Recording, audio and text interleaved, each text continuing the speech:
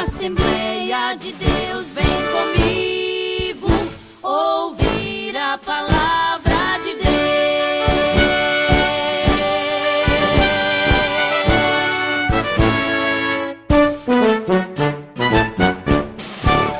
Quero agradecer ao eterno Deus por mais esse grande privilégio que Ele nos tem dado de nós estarmos aqui mais uma vez através desse programa para podermos meditar algo dentro da palavra do nosso eterno Deus. E eu quero que você abra sua Bíblia juntamente comigo para acompanhar no Segundo Testamento. Abra no livro, ou melhor dizendo, no Evangelho de Lucas, no capítulo de número 4. Lucas, capítulo de número 4. Eu quero ler apenas o versículo 40 e o versículo 41. Só esses dois versículos eu quero fazer a leitura com você neste momento. Então leia comigo. Diz assim dentro da minha versão: depois do pôr do sol, o povo trouxe a Yeshua, ou Jesus, pessoas com vários tipos de doenças, e ele pôs as mãos sobre cada uma delas e as curou. Também demônios saíram de várias delas, gritando: você é o Filho de Deus. Mas, repreendendo-os, não lhes permitia dizer que sabiam ser ele o Messias. Amém. Somente esses dois versículos maravilhosos que nos dão uma grande garantia dentro da palavra do nosso eterno Deus, daquilo que foi Jesus ou daquilo que Ele fez em nosso meio, de como Ele operou, de como Ele tem operado também através dos seus servos. Porque nós vemos aqui pela leitura que as pessoas eram trazidas até Jesus de várias enfermidades e Jesus os curou a todos, e também até mesmo endemoniados ele os repreendiam, e quando eles mencionavam que ele era o Filho de Deus, ele os repreendia, justamente porque nós sabemos que não era chegada ainda a hora dele se manifestar a esse mundo. Então, na realidade, ele acabava proibindo a manifestação dos demônios que o conheciam, que sabiam verdadeiramente quem era Jesus, o Messias, o ungido, aquele que foi enviado, o Cristo, né? Ambas aí em 3 línguas aí estão falando a mesma coisa, no hebraico, no grego e no português, né? Ungido, Mashiach no hebraico, e também Cristo aí do grego, querem dizer a mesma coisa. É aquela pessoa especial que viria a esse mundo, e viria com o propósito, logicamente, da salvação da humanidade. Porém, aonde Jesus passou, por onde Jesus passou, ele sempre deixou um rastro de curas, um rastro de bênção para aquelas pessoas que assim seguiam, aquelas pessoas que tinham por intuito de estar atrás de Jesus. Nós sabemos que a multidão que seguia Jesus, muitos tinham alguns objetivos. Começou, logicamente, Jesus começa o seu ministério com 12 pessoas, né, chamado os 12 apóstolos, e ele mesmo é quem faz o chamado pessoal desses indivíduos para que viessem seguir o seu caminho. E nós vemos que entre eles tinham pessoas de todas as qualidades, como Pedro, que era um pescador, né? Também como Mateus, chamado Levi, que era um coletor de impostos, já estava aí no status maior dentro da sociedade, porque os pescadores, eles eram assim mais humildes dentro da sociedade. Mas Mateus, conhecido por Levi, ele era um coletor de impostos. Ele então trabalhava ali em Israel, era um judeu que trabalhava em prol do governo romano, colhendo os impostos, e era também uma pessoa odiada, não por ser ele, né, não pela pessoa, mas pelo seu cargo, a sua função. Ele era odiado pelos judeus, porque eles, além de pegar o dinheiro dos judeus e levar a Roma, eles ainda sempre aproveitavam para tirar um pouquinho para eles. Então, eles tinham uma má fama entre ali os judeus. Então, nós vemos que dentre os que o próprio Senhor Jesus os chamou para seguir, havia pessoas de toda a espécie. A Bíblia nos diz que havia mulheres que estavam seguindo a Jesus, que acompanhavam Jesus e serviam a Jesus, né, com os seus bens, com as suas finanças. Eles ofertavam, eles serviam a Jesus e aos seus discípulos. Mas juntamente com ele, sempre formava aquela multidão dos seguidores, né, dos discípulos que seguiam, cada um, logicamente, com um interesse próprio. Alguns queriam conhecer, outros queriam tirar proveito para uma bênção, né, uma cura, ou seja, o que for que poderia existir na sua vida. E outros estavam ali também, a Bíblia nos relata, que eles estavam para ver se Jesus era o Messias ou não. E estariam, então, sendo informantes, né, dos sacerdotes, levando aos sacerdotes quem era Jesus, ou quem pensavam ser Jesus, ou quem via. Até o próprio João, que preparou o caminho do Senhor, que era o primo de Jesus, né, que ele prepara o caminho do Senhor, ele envia 2 dos seus discípulos para saber se Jesus era o enviado. E quando chegaram até Jesus, aqueles 2 discípulos, ele disse para João: olha, ele não respondeu, sou eu. És tu o enviado do Senhor? Né? És tu o Messias? És tu o escolhido? És tu o ungido? Ele disse: olha, ide e falai para João, né, que os cegos veem, os aleijados estão andando, e está sendo anunciado, né, o Evangelho, as boas novas, porque Evangelho nada mais, nada menos é do que boas novas, são novas de alegrias, boas coisas que chegaram para nós, dizendo que o Senhor usou de misericórdia e Jesus veio a esse mundo para resgatar. E como eu disse, veio salvar, porém também operava maravilhas, porque é o Todo-Poderoso. Ele então fazia a vontade do eterno Deus, que ele sempre mencionava como Pai, né? Que ele veio para fazer a vontade do Pai. E aonde ele passava, então, aquelas pessoas, multidões, a Bíblia nos revela multidões somente de homens, quase 5.000 homens uma certa vez, sem contar mulheres e crianças, né, que acompanhavam Jesus, que estavam ao lado de Jesus, alguns para ouvir o que Jesus falava. Porém, muitas vezes, quando Jesus foi falar e ele revelava o estado da pessoa, falava o que aquela pessoa fazia, o que ele tinha feito, então as pessoas acabavam abandonando Jesus, porque achavam a palavra dura. Certa vez Jesus, chamando a atenção do povo, as pessoas começaram a ir, e o apóstolo Pedro chega para Jesus e fala: Senhor, a multidão está indo embora. E ele vira para eles: vocês não querem ir com eles também? Depois de uma palavra dura que Jesus falou. E aí eles disseram: não, Senhor, para onde iremos nós, se só tu tens a palavra de vida eterna? Porém, nós sabemos que então a função de Jesus aqui nesse mundo, que veio para salvar, veio para morrer. Muitas vezes, né, nós achamos ruim das pessoas que acabaram matando Jesus, né? Há uma grande perseguição, porque foram os judeus que pediram a morte de Cristo. Então há uma grande perseguição contra os judeus. Porém, quem executou a sentença foram os romanos, né? Foram os romanos que executaram toda a sentença de morte. Inclusive Pilatos, ali que estava no momento em que ele poderia ter sim dado a liberdade para Jesus, né?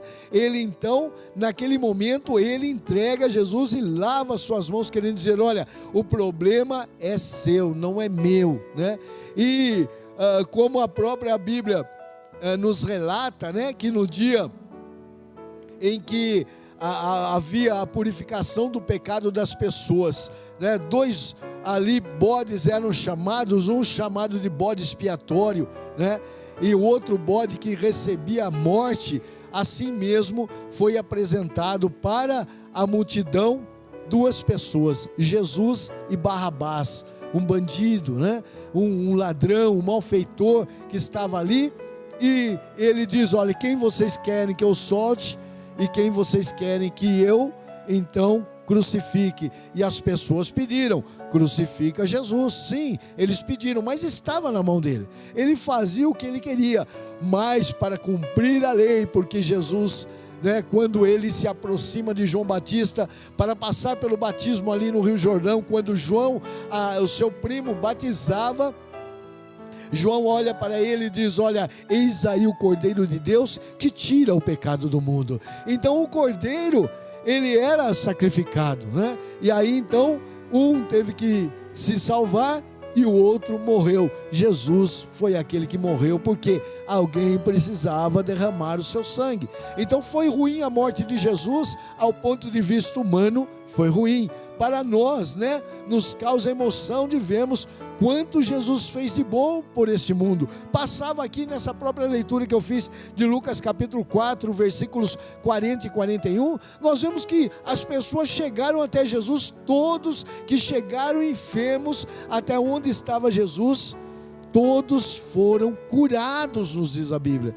Quer dizer, Jesus fazia somente o que era bom. Aquelas pessoas que estavam endemoniadas, que levavam até Jesus, pessoas perturbadas, que ali arrasavam as vidas, arrasavam a família, arrasavam até mesmo a sociedade, diante de Jesus, os demônios foram expulsos, Mas, mesmo assim, Jesus foi condenado por ser uma boa pessoa. Então, aos olhos humanos nós vemos uma coisa muito ruim, mas aos olhos divinos, aquilo deveria ter acontecido. E se Jesus não morresse em nosso lugar, se Jesus não sofresse em nosso lugar, nós por certo não teríamos a salvação tão esperada, a salvação tão necessária, que teria que vir da parte, do nosso eterno Deus. E Jesus envia o seu Filho para morrer. O próprio Jesus declara isso, Ele diz: olha, se eu quisesse, quando foram prender a Jesus,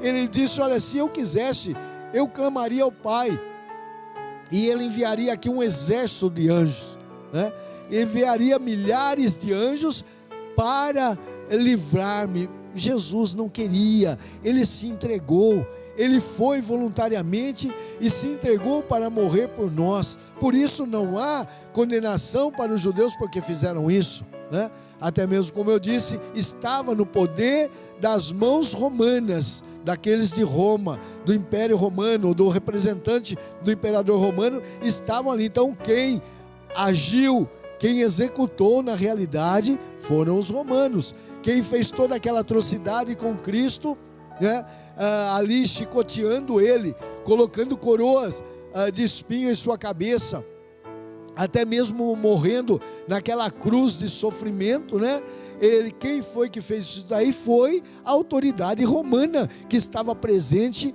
ali em Israel. Então vemos que tudo isso era um plano divino. Aos olhos humanos, muito ruim, mas aos olhos divinos, precisava ser daquela maneira, para que você pudesse também ter a salvação, chegar até nós a salvação por intermédio de Cristo. Mas só isso ele queria de nós? Não. Veja que ele curava as pessoas, Jesus passou operando milagres e maravilhas, ressuscitando mortos, fazendo com que os cegos pudessem enxergar, os paralíticos pudessem andar, pessoas com a mão mirrada, com a mão seca, Jesus colocou-as novamente ao funcionamento, e assim por diante. Leprosos foram curados. Só que quando chegavam muitas até Jesus, ele dizia: olha, o teu pecado está perdoado, porque Jesus tinha poder e tem poder para perdoar os nossos pecados quando nós chegamos até Ele. Mas também Ele outorgou esse poder e autoridade a todos os seus verdadeiros seguidores, aqueles em que o Espírito Santo abre o coração para o nosso eterno Deus, e então o Espírito Santo vem fazer morada em nossas vidas. Então também nós temos autoridade sobre as doenças, sobre as enfermidades, para repreendê-las, para expulsá-las, Mas nós sabemos o quê? Que um dia essas pessoas, mesmo sendo curadas, elas morreram, não estão aí vivas. Você não acha ninguém, Mais aí de 150 anos, você não acha ninguém, creio eu, nesse mundo que esteja vivendo, ou se estiver, está muito acabado, né? Não tem mais condições. Então, de que adianta? Somente sermos curados aqui é muito bom, mas o mais importante é a salvação. Por isso, muitos, quando chegaram até Jesus, e os apóstolos aqui, eles então revelaram, né? Deixaram escrito para nós. Muitos, quando chegaram até Jesus, ele dizia, primeiro, antes de curar a enfermidade, ele dizia: os teus pecados estão perdoados. Jesus então perdoava os pecados das pessoas, não deixava as pessoas passar ali aquele momento sem que saísse perdoado. E depois então ele dizia: olha, para que vocês possam crer que o Filho do Homem tem poder na terra para perdoar pecados, eu digo a esse paralítico, né? A essa pessoa enferma, levante e anda, seja curado. E assim as pessoas eram curadas, para até mesmo às vezes provar que ele tinha esse direito e ele tinha esse poder.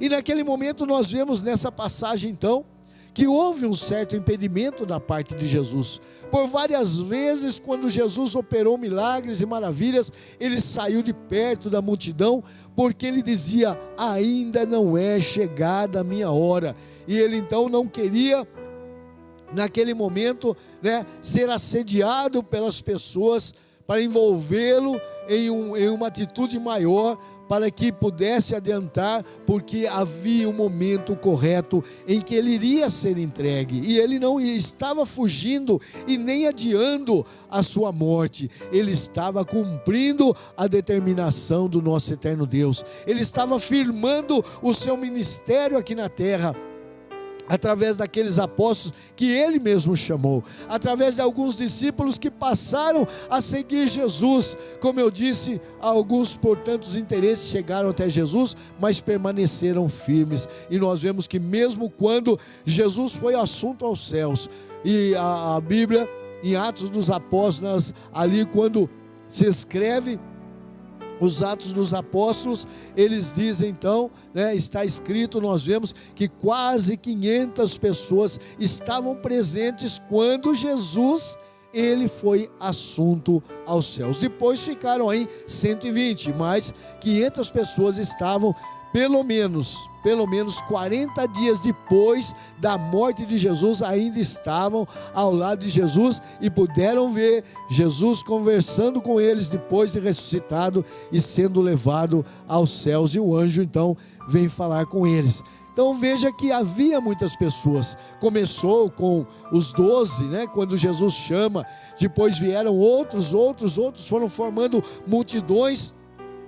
Depois, de certa forma, foi espantado essas multidões, né? Elas saíram dali, mas ainda mesmo na sua, quando ele foi ressurreto aos céus, quando ele subiu assunto aos céus, ali então nós vemos quase 500 irmãos estavam acompanhando aquele ato. Depois ficaram 120 que foram revestidos do Espírito Santo. Ali então houve uma outra expansão da igreja, né, na face da terra. Porém, muitas pessoas seguiam a Jesus, estavam ao lado de Jesus, e ele determina a essas pessoas: olha, ide curar os enfermos, ide ensinai, curar os enfermos,